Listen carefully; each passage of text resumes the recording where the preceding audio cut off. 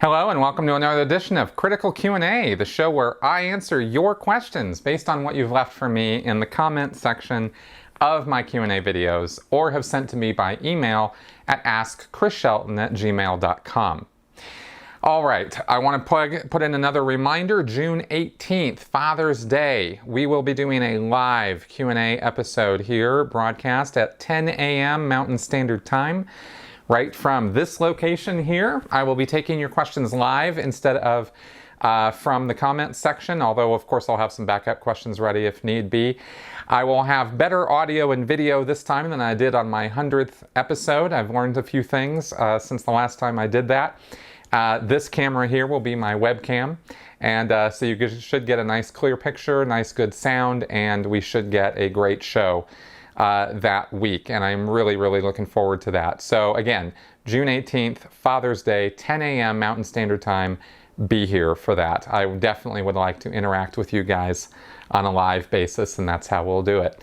Also, I have not plugged this in a very long time, but critical merchandise is a thing, and these shirts, and this is Xenu here, and other merchandise, other shirts and whatnot, hats, caps, all that kind of thing are available there. And you can look that up at the spreadshirt.com Chris Shelton site. There's a link to it in the notes below. And also there's I think over here, one of these two corners here has a little button that you can click and go right to it. So anyway, check that out. It's a great way to get something from me and give something back to me that helps support this channel, as well, of course, as signing up on my Patreon account and becoming a supporter of this channel. Because you guys are the ones who keep this thing going. I just want to remind you of that from time to time, because your help is wonderful and very appreciated. All right, let's get on with your questions this week. Andrea Ainsworth. I have family still in Scientology, which is very frustrating for me at times. I can't wait until they're out, but their arrogance, certainty, stubbornness, and inability to listen make me think they may never get out. Even after 20 years, the alternate route, clear, superpower processing, and large donations, my dad is not clear. What could be the reason for this? Also, I asked him if he got to the top of the bridge and didn't have superpowers and all the things promised, would he then look at the other side? His response was, I've gotten enough out of it already to still be worth it. Obviously, it is life-changing for some people, so what is it that actually works? I know you say that you can find the parts that work elsewhere in the world. I'm wondering if you intend to sort through the mix of truth and lies within Scientology technology and share with us in the form of a book/books. Also, I know for me, it wasn't really the processing that made me feel any better, but just the thought that I had the right path and future access to powerful truth that would change me and the world for the better. How much of the improvement in people is due to processing, and how much do you think is just the high from believing you have the answer to life and are working on getting to ultimate freedom, etc.?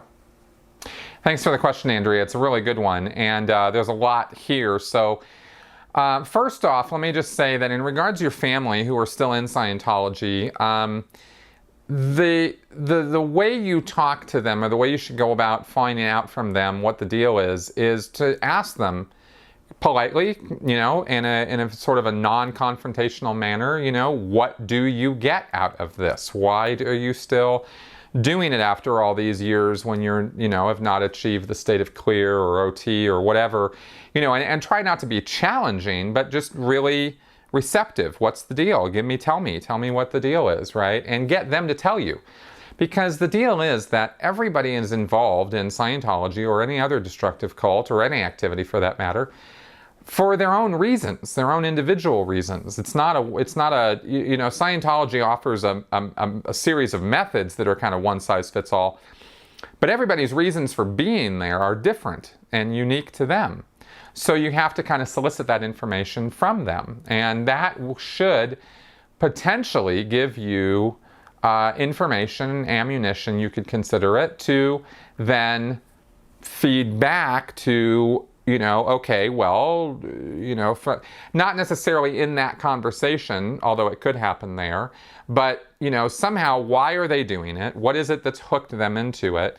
And then you could use that to more specifically maybe attack and very subtly, I use the word attack, and I mean, I don't mean like, but, you know, to go back in on the person and deal with what could get them out of it, right?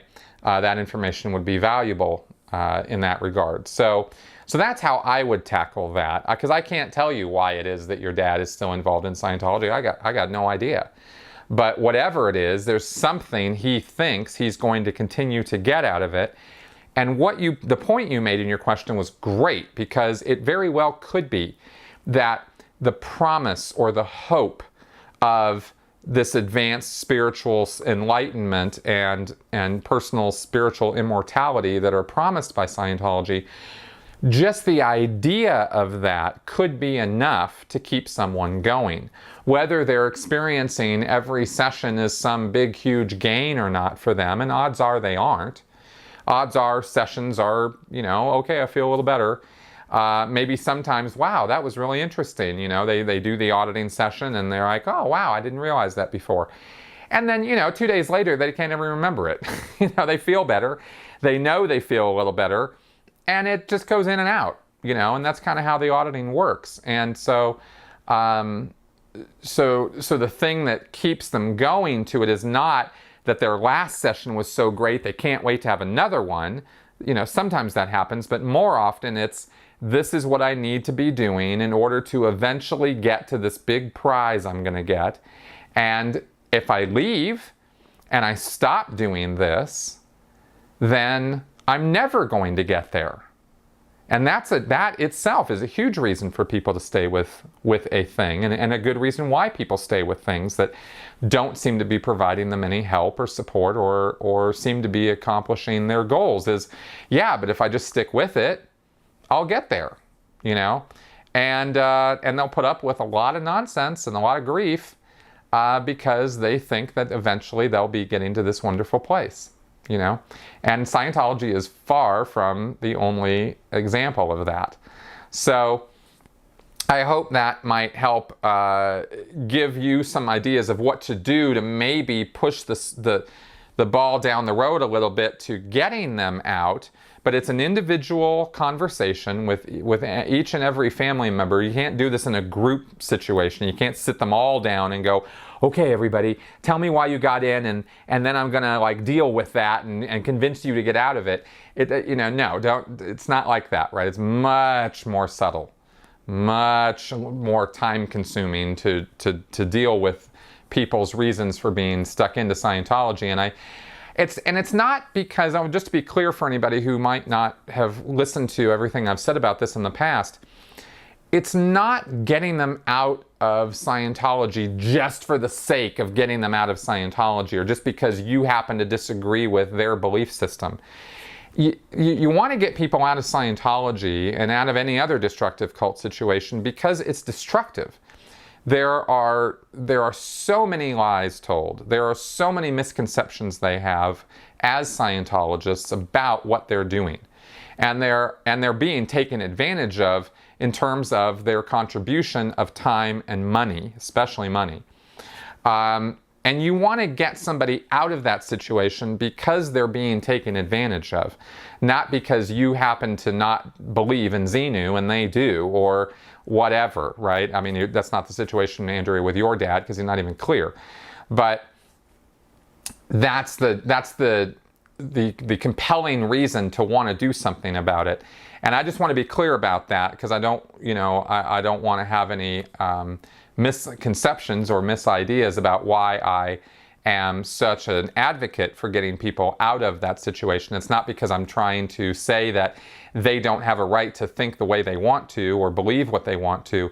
It's because they're in a situation where they're being at a severe disadvantage. They do not have fully informed consent as to what's going on, right?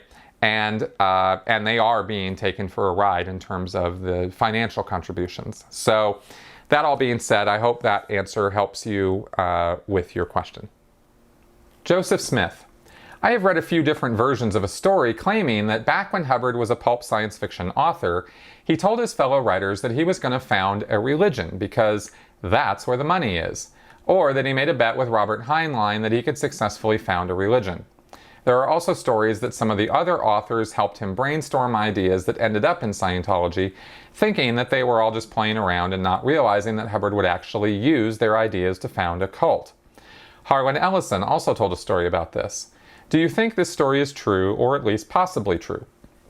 Sure, it certainly could be true, and I've read accounts and I've read Harlan Ellison's story about that, and I've seen some other writings from people that have said that that Hubbard said something along those lines. You know, start a religion, that's where the money is, or I should found a religion because, you know, that's I could get rich. Apparently, Russell Miller writes about him, that Hubbard having told a roommate of his that at that Jack Parsons' place in Pasadena. So no, I don't have any doubt believing that Hubbard could have said, you know, or boasted about such a thing, or asserted something like that in the 1940s, and then proceeded to do exactly that by founding, you know, first Dianetics and then Scientology. So was that the only reason he did it? You know, no, I don't think so. But I think that he was definitely needing money, and if he thought that was a way to go about doing it, Hubbard was not above telling, you know, whatever tall tales he needed to whoever he needed to, in order to get them to fork over some Benjamins, you know. So no, I have no reason to doubt that Hubbard said those things. J.E. Steiner. Chris, did you ever use one of the clear sound listening systems? Like this. I would love to see a sound test and a disassembly of the clear sound amplifier. I'm guessing it's a cheap amplifier with a Scientology logo and an inflated price tag. Well, you're almost right. And in fact, you're pretty much right on the money.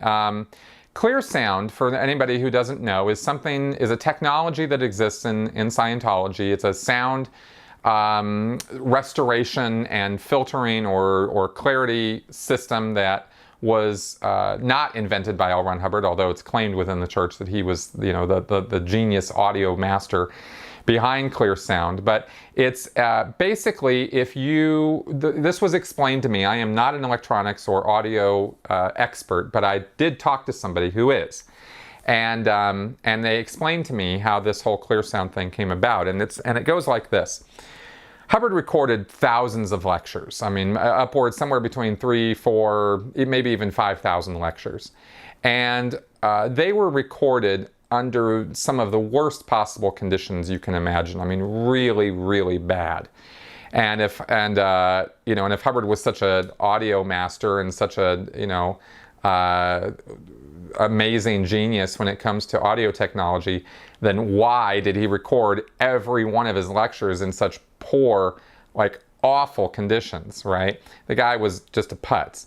But later on, they had to deal with the fact that all these lectures were given to people over all these years, and the lectures were, you know, shit quality. So now what are we going to do, right? So if we're going to keep selling Dianetics and Scientology to people, then we need all these lectures because they're properties and we can sell them. So they had to start, you know, coming up with some audio experts, and then this was in the 1980s when Golden Era Productions was being established, that they went, okay, yeah, we're gonna have to really get some sound technology, some sound restoration technology going with people who know what they're doing. And so they brought some technicians on board, and they hired some outside firms, and also, of course, in-house recruited people who knew what they were doing with this stuff. And they came up with this clear sound system. And the way it was explained to me is it's just like the Bose headphones, which weren't always, the technology of it wasn't always in the headphones, right? Originally, it's a process where you filter out the ambient sound in the room so that the person is hearing just the clear music or sound that's being given or presented to them through the audio media, right? Whether it's a CD or a cassette tape or a record.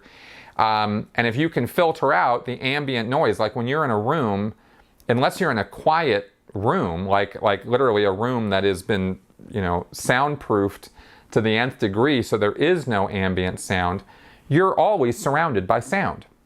And that sound can be distracting to what you're listening to. So there's technology that will get what the ambient sound in the room is and then feed back in the reverse of that ambient sound so that it cancels it out. And you're just hearing the sound from the medium that you're listening to. Again, the cassette, CD, whatever it is. So clear sound is just a technology that does that. And it's really not any different or any better or worse or whatever than other techniques that do it, like in a Bose headphone or earphones. Now, the device that is used with the Scientologist CD players that says clear sound amplifier on it. Okay, get this. According to my friend, that is a Bose sound filter. Literally, the circuit board, right, that is inside that thing is the same circuit board copied from the Bose system. Now, Bose now builds it into the headphones. So they don't have a separate unit that you have to plug the headphone into as a middleman between you and the CD player, DVD player, cassette player, whatever. But Scientology still uses these little sound filtering amplifiers. But if you had a pair of Bose headphones, or earphones rather, then you'd have the same thing already. You wouldn't need that clear sound thing, right? Apparently Scientology, the church contacted Bose and asked to use the Bose system for their setup, right? For their CD players. And Bose was like, yeah, no, bugger off. And so Scientology was like, oh, okay. And they just took it, opened it up, and copied it, right? And that's what that thing is. So that's the answer I have for you on that, according to my friend, the brilliant audio technician who used to work at Gold. So I hope that helps answer that question. Katie Mooring. I was wondering about the children that grow up within Scientology. How are they legally able to avoid going to regular non-Scientology schools and have time to be in the cadet org or whatever the pre-Sea org for young children is? Okay, I think there's a lot of confusions about the subject of kids and Scientology, and so we're going to need to differentiate a few things here. And I've talked about before the fact that there are different levels of involvement in Scientology. You have public Scientologists who just pay their money and do their courses and do their auditing and they go up the bridge, right? And that's public Scientologists. Then you have staff members, higher level of commitment and obligation. They sign a contract, they work at the churches. And then you have the Sea organization, which is 24/7, fully committed. That's all they do, all day, every day, and it's a paramilitary group. And that is your highest level of commitment to Scientology. So 3 levels of this. So now when it comes to kids, Scientologists have kids, right? Public Scientologists have families, they're living their life, they're doing their thing. Those kids are not subject to any Scientology rules. If the parents want to bring the kids into a Scientology church, have them do Scientology courses, have them go to a private Scientology school that they pay for, that's run by Scientologists, that's all up to them. It's totally voluntary, totally 100% on them as to how much their kids are involved in Scientology. I grew up in Scientology, so my involvement in it was actually fairly minimal until I was a teenager. I did a few courses, I didn't really like it. I knew the lingo, I grew up around it, but it really wasn't the thing that I thought I needed to be doing until I changed my mind when I went in at 15 years old and did a personality test. So I went to regular public school all that time, and for a very, very, very brief time as a young child, I went to a private Scientology school, which was called an Apple school in the LA area, and but it was too expensive for my parents to keep me going to it, and they pulled me out of it. So that is basically the level of involvement of Scientology children who are the children of public Scientologists. Now, same with staff members, right? Same drill, because staff members are really just public Scientologists who sign a contract and work at the Denver Church of Scientology or the Milano Church of Scientology or the Keokuk Church of Scientology. Their kids don't go to the church and start getting free services, and they don't go to the church and get full-time service or something. That's not, they're just regular kids going to regular school. Now, when you get to the Sea organization is when things get crazy and very, very abusive, especially for the kids. Because if a person joins the Sea organization, they might have kids. And if the kids come in with them, the kids are subject to having to go to school. And this has evolved over the years. It's a changing situation, right? So when we talk about kids in the Sea Org in the 1970s or 80s, it's a bit of a different situation than the way the kids are handled now.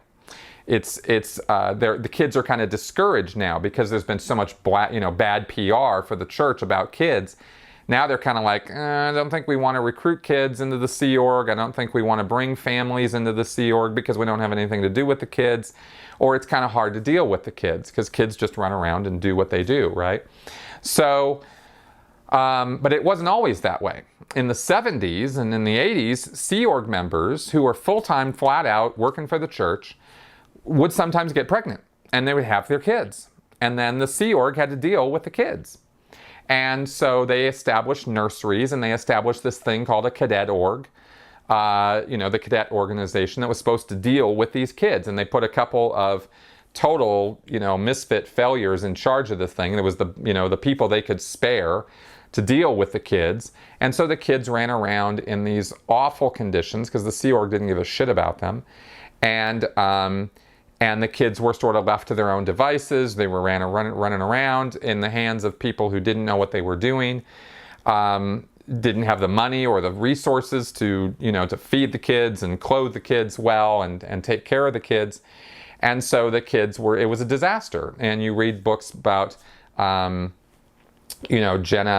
Miscavige, David Miscavige's niece, right? She grew up at the Int Ranch. They had ranches set up in Los Angeles and up at the International Base in San Jacinto, where they took care of these kids for a while, and the conditions were just awful. And they treated them like little adults and not kids, and they basically abused the hell out of them, right?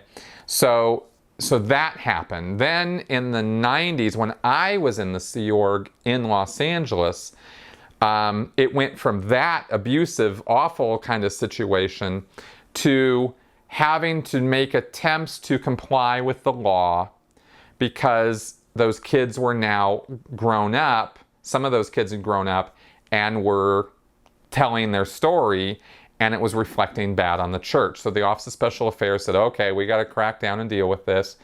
And so the kids who were there started getting schooling. They started putting in a school, and they got, one of the Sea Org members, his name was Jesse, got some accreditation or took on a teacher role and taught the kids. And he took them out on field trips, and he, had put a curriculum together and was using Scientology study technology, but he had some curriculum of art and history and math and science that he had written. And honestly, from what I observed, he had a pretty good head on his shoulders, and he really did want these kids to succeed.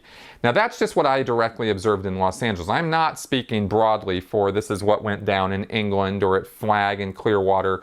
This is just what I saw in LA. And this was in the late 90s and more into the 2000s, really, is when this really kind of became a thing with the schooling. And at that point, these kids were Sea Org members themselves. And we're not talking about 5-year-olds. We're talking about, 12, 13, 14, 15-year-olds. And so they would do 5 hours or 6 hours or whatever, however many hours were required by law of schooling. And then they would go do post-work. And then they were supposed to go to bed at 10 o'clock. Because that was the law. They were only supposed to work so many hours a day, and the Office of Special Affairs guys would periodically check in and try to make sure they were doing that.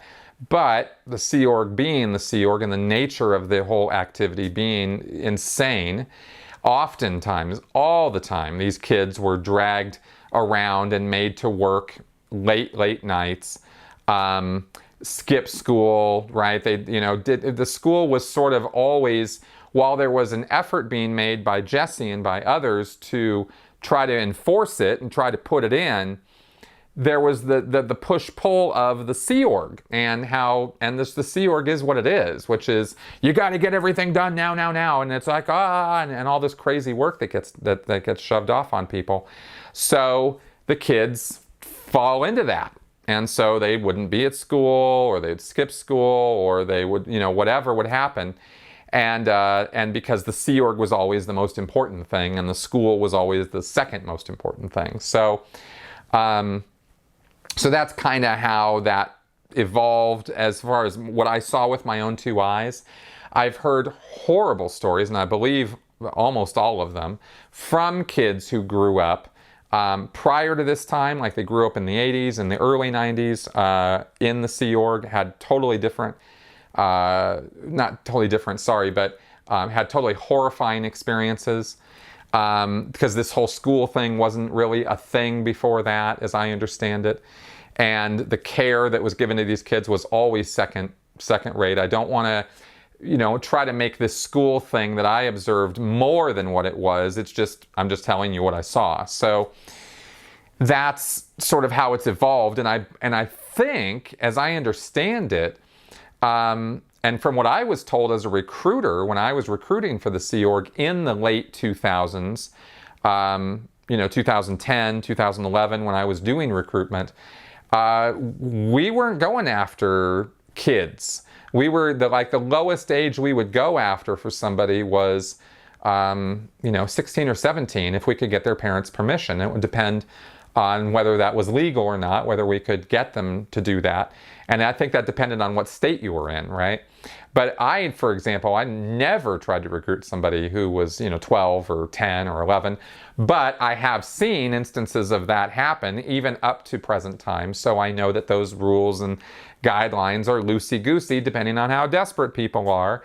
And when you recruit a kid into the Sea Org, then they're going to be subject to the laws and education and stuff, and they're going to need to go to school. So this has always been a big, huge problem for the Sea Org, and that's how they've, you know, chosen to deal with it to, you know, whatever degree of success that was. I wouldn't say that any of those kids, I wouldn't say that any of them, even the ones who were getting the most attention and really trying, were getting a good education in the Sea Org. That is definitely true. You know, they were getting a curriculum put together by a guy who was in the Sea Org, who had no real background in education, no real formal education in education. So he's winging it, and it looked like he was, you know, winging it better than I could wing it. But, you know, would I trust my kids to that? You know, absolutely not. So, you know, that's about everything I can tell you about that from my own firsthand experience. But you can find tons of stories on the internet from people like Jenna Miscavige and others who have come forward and told what happened to them as kids. And I could not even pretend to summarize, you know, 10% of that in this short format show like this. So check those things out. Chameleon Starfire Fall.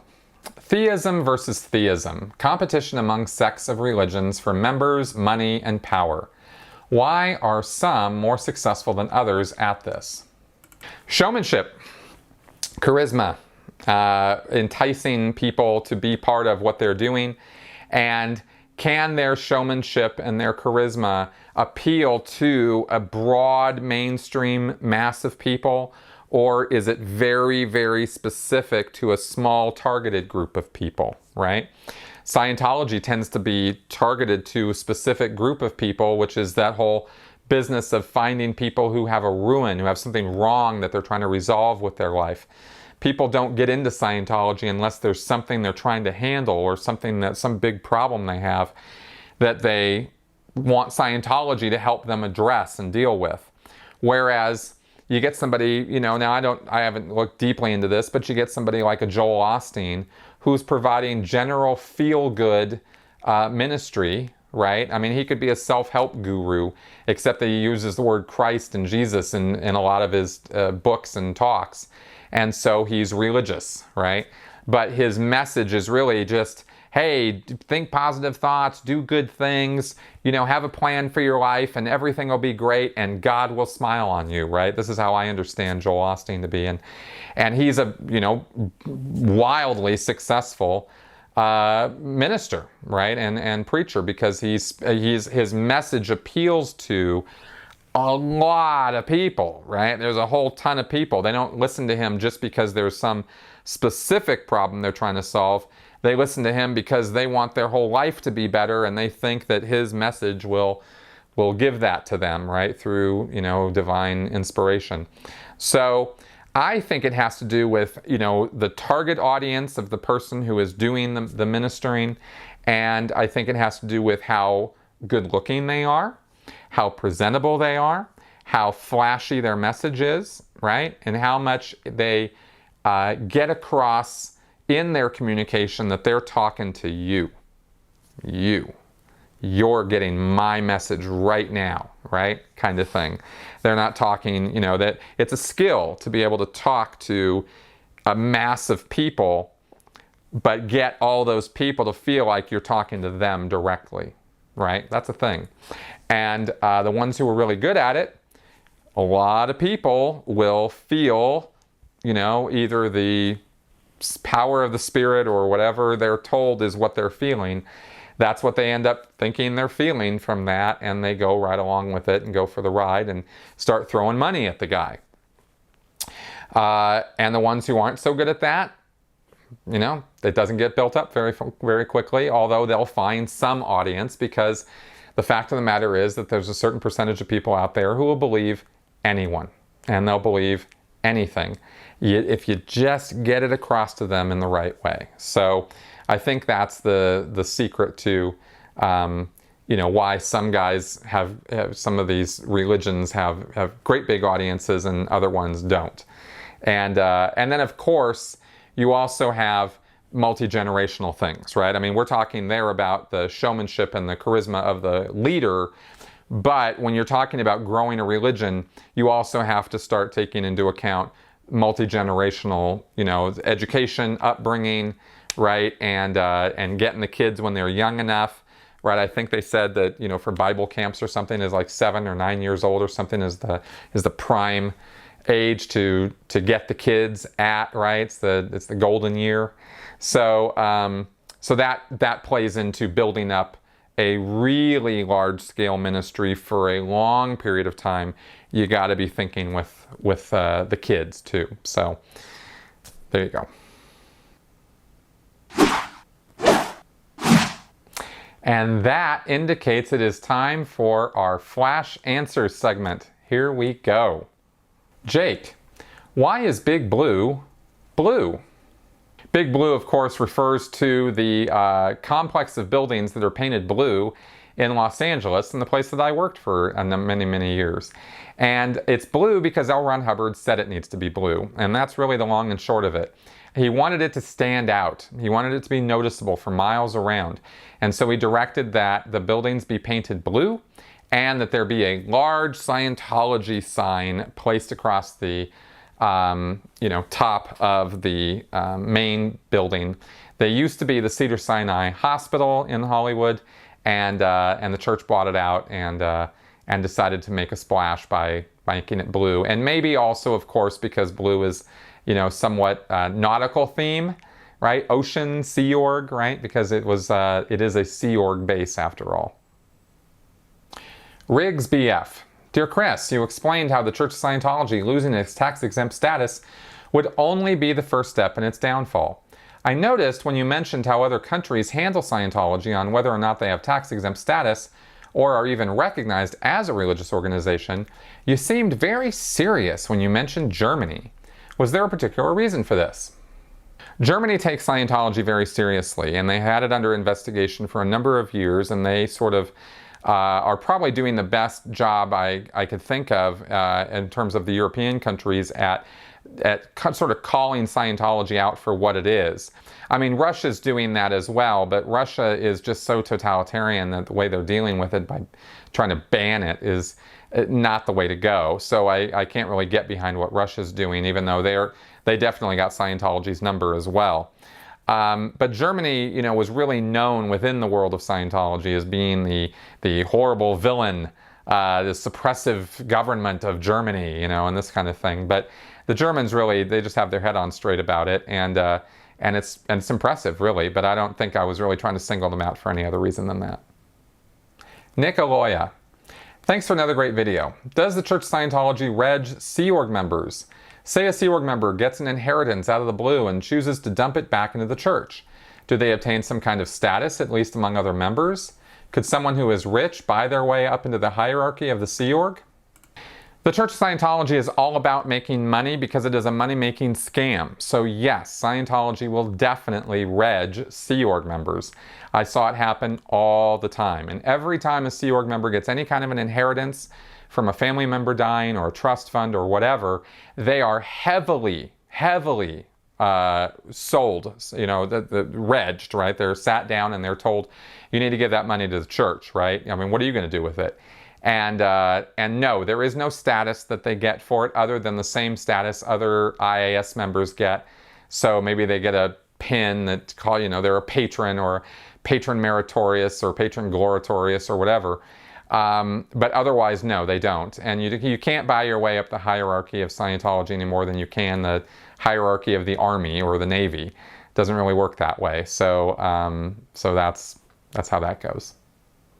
Okay guys, that's our show for this week. I hope you found these answers informative, educational, and entertaining. Thanks for coming around. Leave me any comments, criticism, feedback, good, bad, sideways in the section, in the notes below there.